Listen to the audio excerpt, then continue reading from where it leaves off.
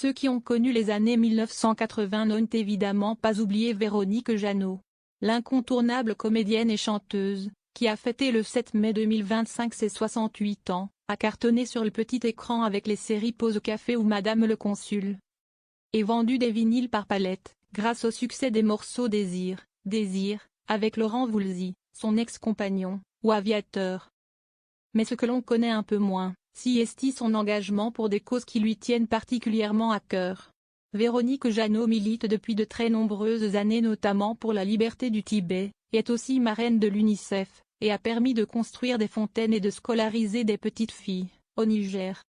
Côté vie privée, Véronique Jeannot, touchée à la fin des années 1970 par un cancer du col de l'utérus qui l'a empêchée d'être mère, a également montré toute sa générosité en adoptant en 2014 Migmar, une Tibétaine orpheline.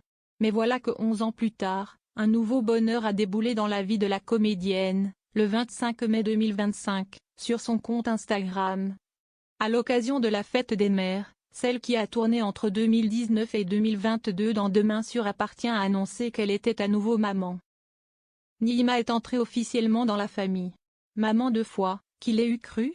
Écrit Véronique Jeannot.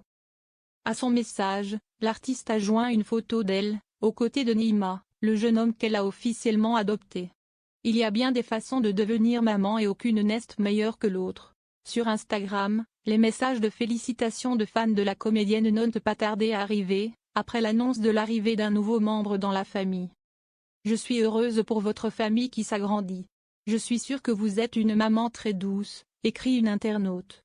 Je vous souhaite beaucoup de bonheur et d'amour dans cette nouvelle famille de cœur et d'âme que vous avez créée, ajoute une autre.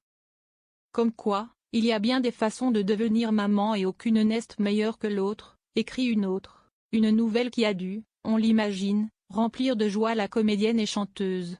En 2023, dans Téléstar, elle a expliqué à quel point, quand elle a appris qu'elle ne pourrait pas avoir d'enfant, le sol s'est ouvert sous ses pieds. Mais quand Migmar est entré dans sa vie, en 2014, tout a changé.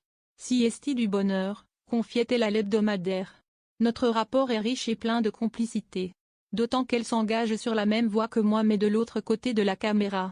Désormais, avec Nihima, sa famille s'agrandit un peu plus encore.